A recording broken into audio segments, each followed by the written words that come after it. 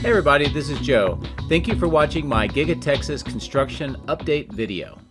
At the recent Shareholders Day, Tesla released this short video clip showing the Cybercab production line here at Giga-Texas. And there are a lot of details, a lot of things that you can find out about the process here.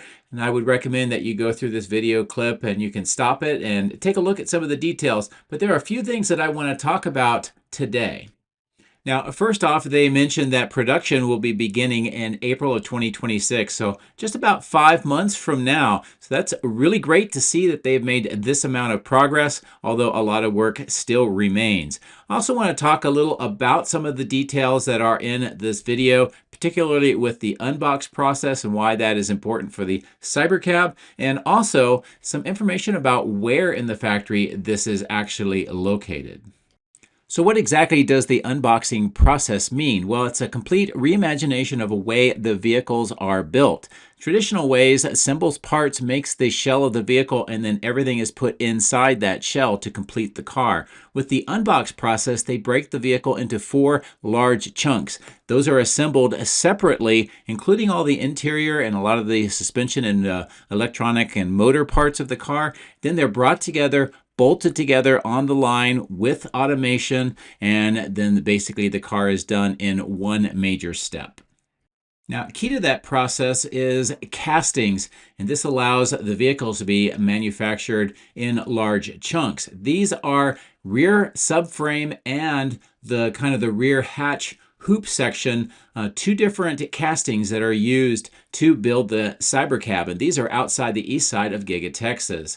Here's another shot of showing what the front casting looks like. So together with the 2 rear pieces, they're able to make the car in these individual sections separately, and then bolting these parts together with the left and right side pieces makes the entire car. And it can be done very quickly, fully automated, and it saves a lot of time. Now, looking at this image that Tesla provided of the Cybercab line, you can see on the right where the arrow is this kind of structure. This is the one of 2 sides of the Cybercab. This is where the doors would be and how you would get in and out of the vehicle. And this kind of brings the entire strength of the sides of the car. Now, this is stamped parts that are welded together. They use high-strength steel, and it provides that crashworthiness and the overall structure to the vehicle, and is one of or 2 of the 4 major parts of the vehicle. And if we look inside with this image, you can see where the door would shut. It's got that lock mechanism. This also explains why the doors were slightly lengthened, and that rear quarter window has been changed in as far as its side as well. This also allows the frameless glass of the doors, which differs from the prototype. Now, going back to this image, I did notice something else that's really important to know. If you look on this column, it says W62. Now, this goes back to the column grid pattern that underlays all of Giga-Texas. Here is a grid map that I made before. This is the 2nd floor, and the X and the circle show you where in the factory this is located. Now, that's on the east side, just to the north of the stamping machine section. And this is where we've seen a lot of interior work, fitting out the site, adding in floors, and much of the equipment that we've seen delivered to the site and put into the factory through the temporary loading doors. Using some recent drone footage, I'm going to show you this is where it is located. You can see that temporary loading platform. That's what's been used for all the equipment. Here's a farther away shot showing you where it is located in relation to the cooling towers and the rest of this part of the factory. So there you have it, a quick overview of the Cybercab production line here at Giga-Texas, what the unboxed process means and how revolutionary it is, and also where exactly in the factory this is located. There are a lot more details, a lot more information that we can talk about in future videos about the Cybercab. Let me know what you think and what your questions are in the comment section of the video. So without further ado, let's get into the drone, fly around, and see what Giga-Texas looks like today. If you would like to support my efforts, please consider using these links, which will be in the video description. If you are considering purchasing Starlink, I would recommend that you use my referral link at the bottom of the screen.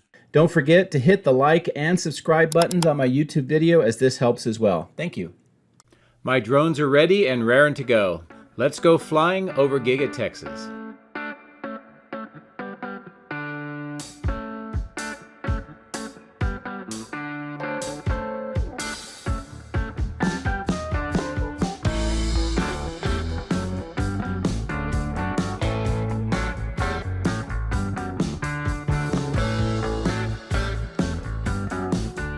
Well, good morning from the far northeast over the Colorado River, looking back at the main factory. And of course, we see the complex with the cathode plant, die shop, and Cortex 2. Of course, also downtown Austin in the top of the screen. Now, the reason why I'm starting here today and looking across this kind of tree area with the Colorado River, the clearing that we've seen kind of on the right-hand side of the screen, trailing all the way back to the cathode plant, is because I've noticed some work that is being done along this part of the site, specifically around this pond. And you can see that there are two dirt paths that extend on either side up to about this point, and there is more tree clearing that is underway at the bottom left of the screen. And I do not know what this is for, why they are doing any work in this part of the site right now, but it was of interest to me, so I thought I would come over and get some views about what is going on. And this gives you kind of that great idea of what is happening. Perhaps we will see this area eventually reclaimed for some construction, or it may be related to that Eco River Park, but it'll be something worth monitoring. As we pass over all of the transformers again stored here, there is another item I really want to show you. I've been trying to get to this point in a while, and here we go. Actually, this is not what I wanted to show you. There was some other rear of the Cybercabs, but today we get to see a brand new one that's in a crate. There's several other crates. They are listed as Cybercab parts. And on this crate, it's the rear subassembly. This is one of those four large pieces of the unboxed process that is assembled separately, and then they would fit it all out, and then it would be brought together to make the Cybercab. So this is the first time that I am aware of that anybody has been able to show what that part looks like. And it's on this crate sitting next to the cathode building. Since there are a lot of other crates along the wall, and it's been sitting here for quite some time, and it's very close to the crash test facility, it's probably a good idea to say that all of those are related to Cybercabs. Now, speaking of which, we see three more on the right under the covers. Several more are inside the crash testing facility, and there's bins on top of the containers that have Cybercab parts. I will zoom in here, try to give you a better view. As you can tell, there are several Cybercabs here, plus one that's under that black wrap in the middle that looks actually a little bit different. And I am not sure what that is, but of course the cover's on it, so it's hard to tell. More of them are on the west side of the facility next to that black fence. As I maneuver around to the south end, we get a rare opportunity to see them moving the crash test wall. And I don't know if they're putting it into place or moving it out off of the kind of the pit that has all the cameras, and they're just putting it off to the side. But this is what it looks like as they are preparing for more crash testing. You can also see a kind of a grid on the ground. You see that lit up pit. That's where the cameras would be. And just all the preparation work underway to get the crash testing facility ready for yet another test. And as I kind of zoom away, this gives you a great overall shot of all of the facility and where all of those crates are located next to the cathode building. So I'm glad to finally get a chance to give you those views.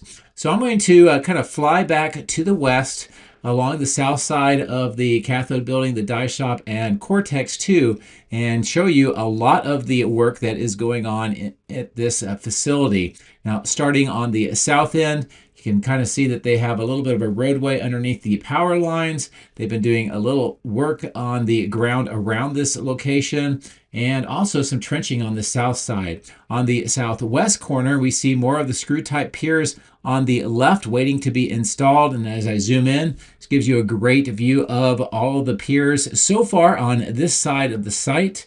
You see some rebar cages as well, and those are all being prepared for installation into some trenches that they've been doing around this area.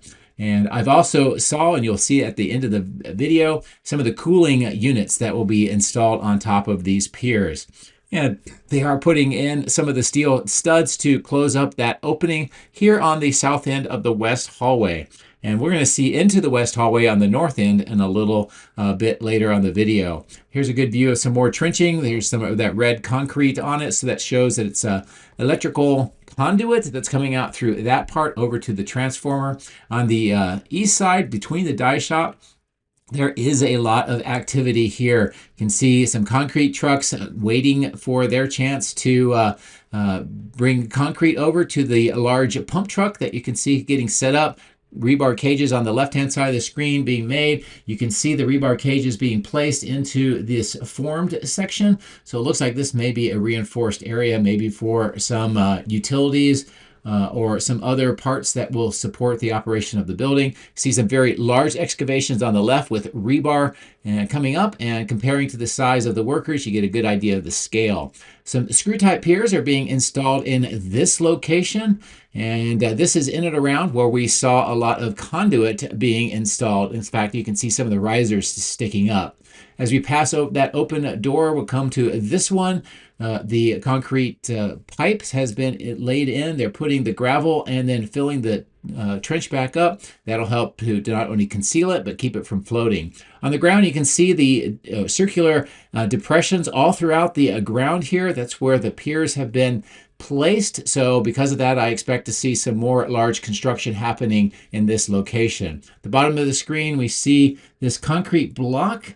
And I don't know if that's just to weight something down or if it's a new construction item. That'll be something I watch for. Here's some good views of some more excavation near the receiving doors on the left-hand side of the screen, and more of those circular depressions throughout this location where it indicates we're going to see more construction on this side of the facility.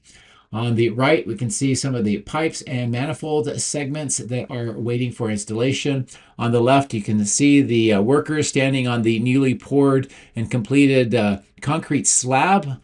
And as we continue to fly towards the northwest corner, did notice that they have this section completed with all of the concrete inside, and I had this opportunity, so I decided I would bring the drone down in, zoom in, and give you a view inside. This is the west hallway, and it is separated from the building by a different grade, as you can tell with the step down on the left. A little bit of interior views through that part of the site. And with all the permits, this west hallway is handled separately, including its own fire extinguisher system. We just passed over that retaining wall that was added in recently. More of the work to finish up the walls and close up all the openings that used to be here. And more of the concrete vaults. That's where another one of the concrete, the conduit banks will come into the factory. And here we see more work on the exterior wall. The pipe is for the drainage from the roof drains, and continuing further to the south, we can see the vaults on the left with the safety fences around them. Here we have this large kind of H-like structure with the trenching being put in, and this is new. It looks like conduits being placed. More of the 4 vaults on the left for the conduit to go into the building. And then here's a closer view of the screw type piers that have been added in. And of course, those trenches that I had talked about, where we are seeing some of those rebar cages being added in actually. So that suggests that it's going to be holding up some substantial weight. And as I mentioned, the cooling units have been delivered on the west side of the highway. And we'll see that here momentarily. More of the conduits on the ground here underneath where the power lines are. And then this is looking across some of the staging yard here for the switch yard expansion. And there's very few of the rebar cages left, so it looks like almost all of the footing construction is now complete. The steel items being stored on the north end continue to be moved around and then placed into the expansion area for assembly. And I think we are seeing some of the parts for the large A-frames that are going to be added here momentarily. As we pass over the perimeter fence, we can see the work that continues on these V-type circuit breakers. that are being grouped together in this group of 4. Some trenching that is underway here next to this one circuit breaker, and then a concrete truck waiting to go over to where they are pouring more of the footings with concrete on the right-hand side of the screen. Now on the left-hand side of the screen is the transformer. When it continues its assembly, you can see that they have that oil tank that has been installed, the heat exchangers on the kind of left side of it, and more work on the north side as well. As I continue to fly around the underground vault and these 3 control trailers, give you a good view of that trench on the right, that vault that connects the 2 vaults, the original one and the new one, and still no conduit in there. I do see conduit on the ground here with all of the concrete vaults, and that is what extends over to Cortex 2 and joins into that plant in 3 different locations. I'm going to take this opportunity to fly the drone up higher and over the east side, and we're going to go take a look at where the work is being done for that new clearing.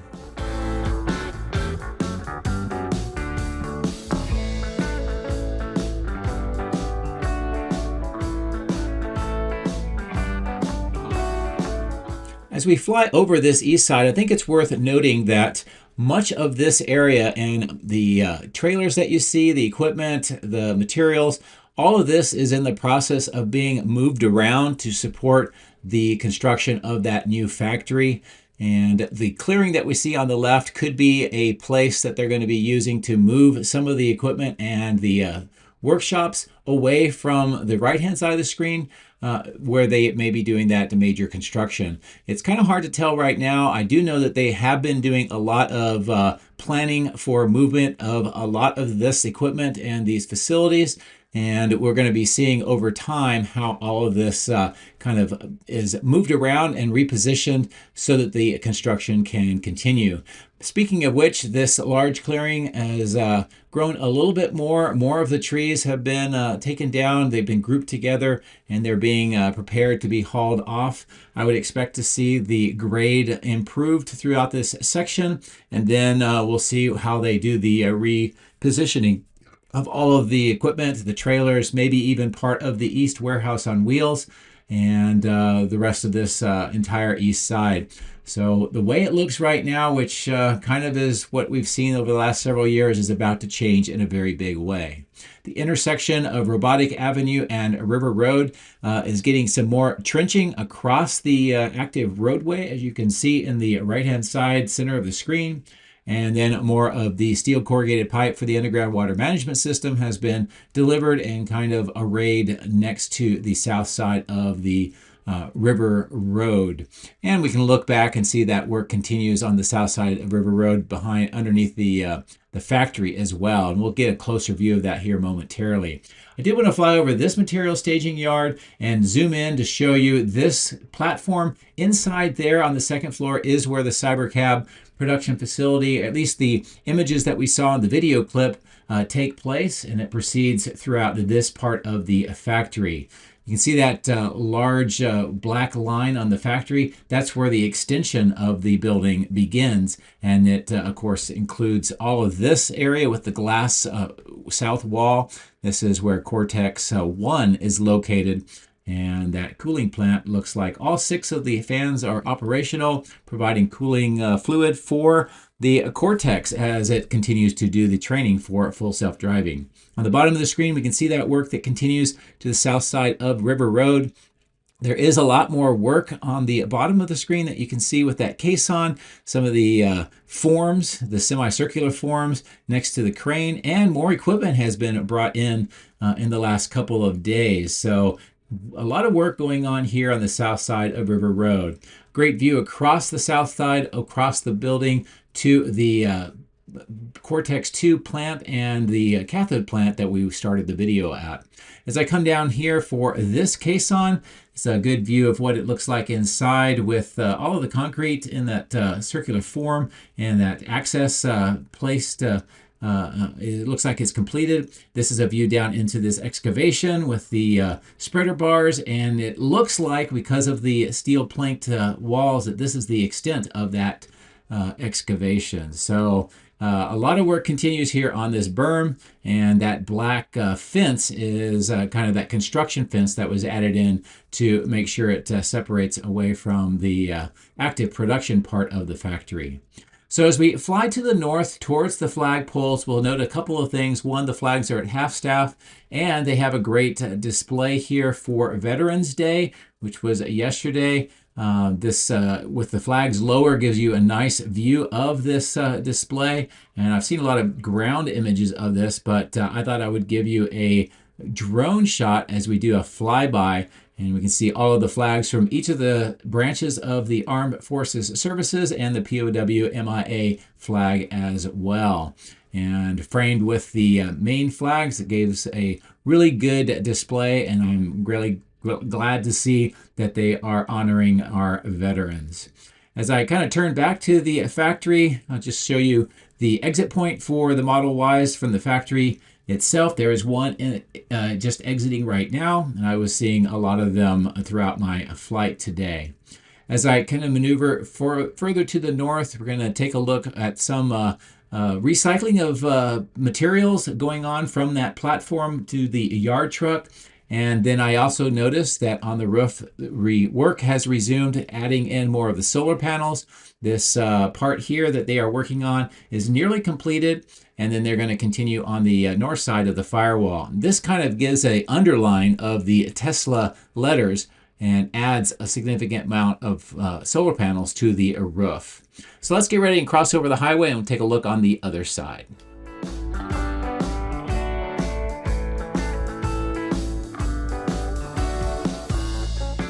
As we can tell, many cars are arriving here constantly, autonomously driving into these 4 lanes, and then they'll be going through this end-of-line facility for processing. A lot of vehicles in the outbound lot today and on this south expansion lot. Many of them are Cybertrucks, and I think that today is the Model Y Standard Edition production, at least the grouping that I'm seeing right now. As we pass the Cyber Tunnel, we'll come over to this construction site for the larger of the caissons. A lot of it's being cleaned up. Many of the trailers have been moved away. There's very little equipment left, but we do see some of the forms here at the bottom of the screen on the left. And as I zoom in, this gives you a kind of a look at the work that's been done inside, where they've been using those forms, pouring concrete so that they can access down to the bottom of the caisson. But you can also tell that the floor is being backfilled in with some of that gravel, and it's not as deep as it used to be. And as I kind of transition back to the non-zoom, get a good view of this south end. So that work is definitely continuing on. Some berm work around the water detention pond here at the bottom of the screen. And as I pass over the power lines to this triangular material staging yard, there are a few developments that I would like to show you. So to do that, I'll bring the drone down. We'll pass over the pipes that are being stored here. That'll be eventually for water management systems. But we do see all of these crates that are being delivered. In fact, some more are arriving right now. And these are being temporarily stored here and then moved over to the factory. Now, I have seen some of these moved into the factory at the 4680 and structural pack part of the facility. So perhaps that is what these are for. As we continue to fly further to the west, we can see these racks for the castings still being stored here. And I've kind of speculated on why before, but I think that maybe something is changing with their process, and they are using this area for those racks for right now. All of these items are still in long-term storage. However, the smaller items that used to be kind of near where you see the lumber at the center of the screen, all of that has been moved into the factory since the last couple of days. So I'm still trying to track down exactly where that went. Here's a good view across all of this staging yard back to the main factory and the end-of-line facility. And much of the steel items here is what they have been using inside the factory to add in floors. Since there is so much here, it makes me wonder if we're going to see even more of that in the near future. As I go around these power lines, come over to this staging yard. I'll bring the drone down lower and see some more of this equipment that I know for a fact has been going into the battery cell portion of the main factory. The movement of this equipment has been relatively slow and not a lot of big changes over the last few weeks. Just occasionally I see a few things that have been moved in. As we pass along here towards the north on this kind of east side of the staging yard, just a great overall view of everything that is being stored here right now, including all of these transformers. And we can see some more of the Connex trailers on the bottom of the screen that are used for equipment. And as we continue over this direction, we can just see some other items that are being stored next to this roadway. Here's a nice low altitude view across the outbound lot, just to give you a little flavor of how busy it is and seeing the number of trucks that are already loading up and moving vehicles off-site. There are a lot of trucks available on the left-hand side of the screen, as you can tell. So looks like they are going to be having a big push up to the Taylor rail yard here today. As we fly over the test track and the wash rack, you can see that more vehicles are arrayed here for the direct delivery, and that work is continuing. And if you are able to buy a car here in Texas, you can opt for the factory delivery if you would like. This large field, again, is where a welcome center will eventually be built. I'm not sure when that will be, but it is worth just watching to see if we note any changes. As we fly over the two large white tents and some of the materials stored here, I did notice a big change in this staging yard, and it's the first big change that I've seen that I know for a fact is related to the Cortex 2 facility. Now, you know we've been watching over these Evapco fan units and base units for a long time to see what was going to happen with them. Still no real movement on that, but with what we see coming into view in the center of the screen, and I'll zoom in so you can see that, as I believe that these are some of the cooling units that are going to be installed on those screw-type piers at Cortex 2. Now, if you've seen recent images of Colossus, which is in Memphis, that's XAI's large data center that's under construction as well. The building itself looks very similar to the Cortex 2 facility here, and they have a lot of these cooling units that are being installed at the XAI Colossus. So since they look almost identical, I think we can pretty much be sure that these are going to be installed on that west side of Cortex 2. And I think that there's probably going to be more of these arriving. This is just the first group of about 10 of them so far. So that'll be about it for the flight today as I continue to pull a little bit farther to the north and show you where some of the extra transport trucks are stored here and every once in a while used. But otherwise, I think that this was a pretty good view of a lot of the activity going on around the site. The intro where we talked about the Cybercab, the location and the factory, and how the unboxed process works. And with the added bonus, seeing literally the rear section coming out of a box by the cathode plant. As always, thank you very much for watching. I appreciate it. I hope you have a great week.